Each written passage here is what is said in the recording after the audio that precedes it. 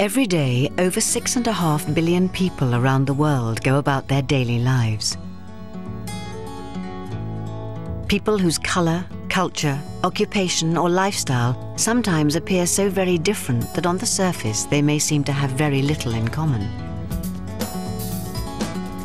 Yet they inhabit the same planet and breathe the same air. They share a common humanity. It is this common humanity that the 2,500-year-old faith of Buddhism embraces and reveres.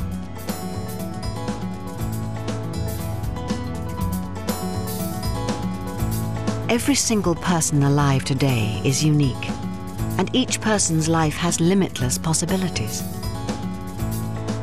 Yet our world is filled with conflict and suffering. Buddhism came into being as a response to human suffering, and to enable men and women to reveal their full potential. Some perceive Buddhism as a solitary, meditative religion, but the Buddhism practiced by the members of the global lay organization, SGI, Soka Gakkai International, is dynamic, yet grounded in the realities of daily life.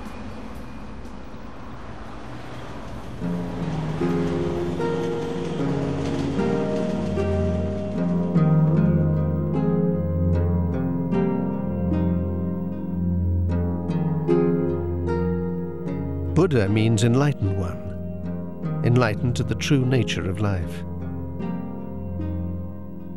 The Buddha, Shakyamuni, was born a prince in the subcontinent of India 2,500 years ago. The four universal sufferings in the shape of birth, old age, sickness and death shocked the young Shakyamuni, and he set out from his palace determined to find a solution. After a long, austere search, he had the enlightened realization that our inability to grasp the true nature of life was at the root of human suffering. Through learning how to access life's unlimited potential, humanity could transcend suffering and establish a solid, indestructible happiness. Shakyamuni traveled around India for many years, sharing his enlightened wisdom. His numerous orally transmitted teachings, known as sutras, recorded after his death, spread throughout Asia, transforming the lives of millions of people. But in time, Shakyamuni's teachings became fragmented and ritualized, often losing sight of the original intention of Buddhism to alleviate suffering.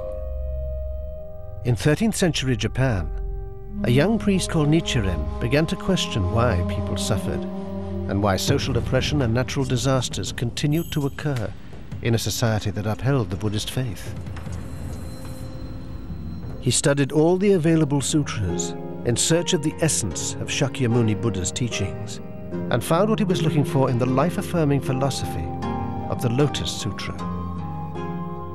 The roots submerged in the depths of a muddy pond are capable of producing the pure lotus flower. Likewise, all human beings, according to the Lotus Sutra, equally possess the pure life state of Buddhahood.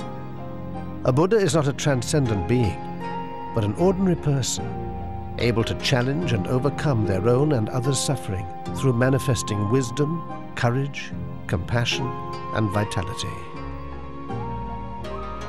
To enable all people to activate this state of Buddhahood, Nichiren established the practice of chanting the phrase Nam-myoho Renge-kyo, which he identified as being the expression of the fundamental law of life. He was adamant that chanting it would release the vast potential dormant in the heart of every single person, improving their own lives and the lives of other people. Nichiren's efforts to empower ordinary people and free them from suffering angered the feudal authorities, and he endured a lifetime of persecution. But his conviction in the Lotus Sutra and Nam-myoho Renge-kyo never wavered.